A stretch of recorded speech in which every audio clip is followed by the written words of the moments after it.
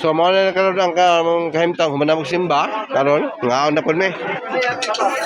Kay nakahuman na mi kaon sa espirituhanon nga pagkaon.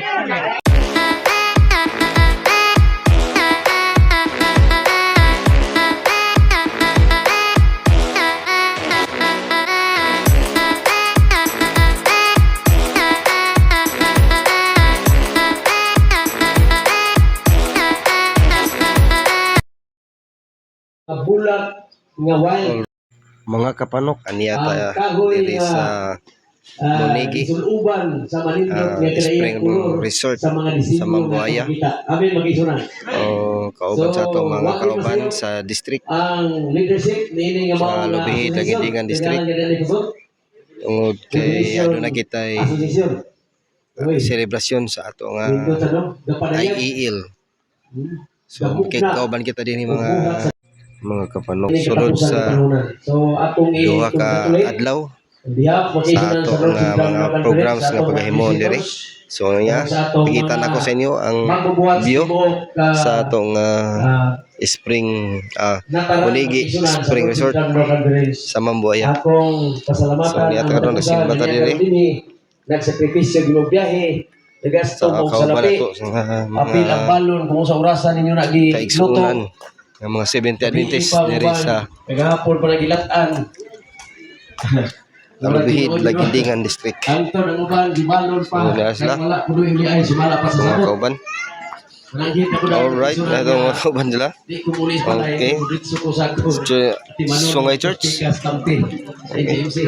O ang Bye Bye Church. Ang Bye Bye Church.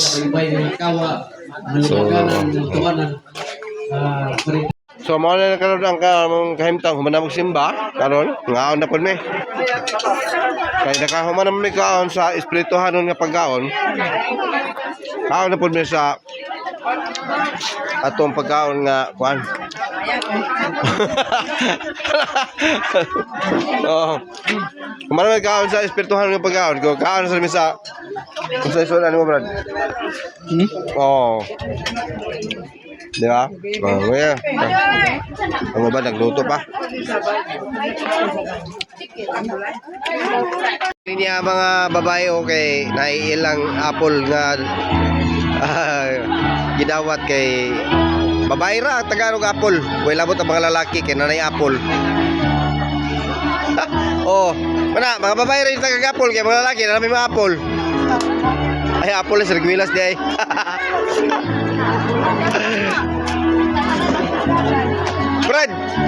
Brad.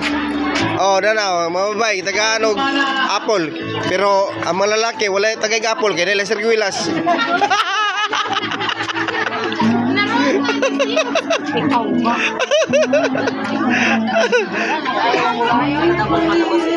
Wala na kuno tayo labot kay dalang ko na to sa Reguilas. Reguilas na to.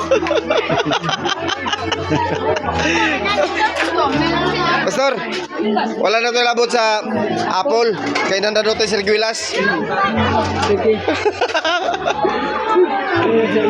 Oh, sa Reguilas ato.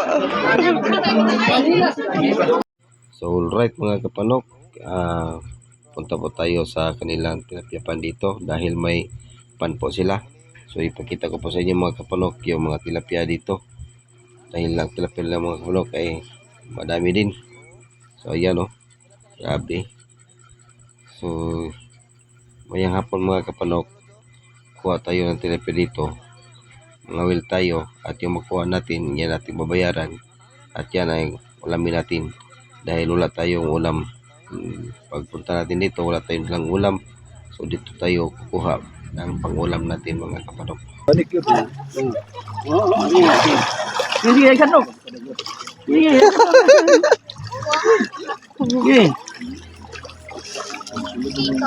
Anak. Sige. Grabe. Sige, aron. 10,000 Tulo pa ni kawan. kapiraso ang laman dito. Kada ko kain mo na. Tulo pa ni kabulan. So 3 months. 3 months ani? Ako ay papay best. Ko. Pero di pasok na ako orang nga mulog ko ba. Di ba ako ba na mo ka-harvest 6 months? Oh, ako na pasugdan malugo ag sobra na kan. Oh, lagi, napiyota sila.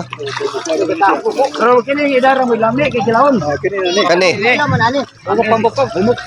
Tunan ni siya. Ilaw kini kay. Atong duha pa kini ka bulan nga grabe na hinanyo sa uri mo kilaw lagi boss.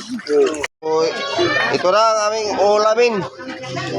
Ito na po yung binili namin mga kapanok sa farm ni Mr. and Mrs. Palapar. Dito sa Moligi, Spring Fall. Yan. So may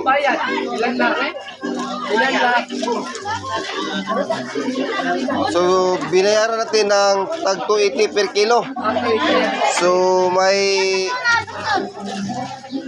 kontak ako na ni. Kila ni? 16 po ito sa piraso. Bro, ilang kilo ito lahat ito, bro? 17. 17?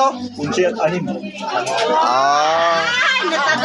So, may 17 pong kilo na binili namin. At ito ay aming ulamin mamaya tanghali. So ngayon, yung ulam namin, ito lang muna. Ano yan? Chow. Tagali ka mga. Oh my God. Oh, Ito pa may tuyo na bulad.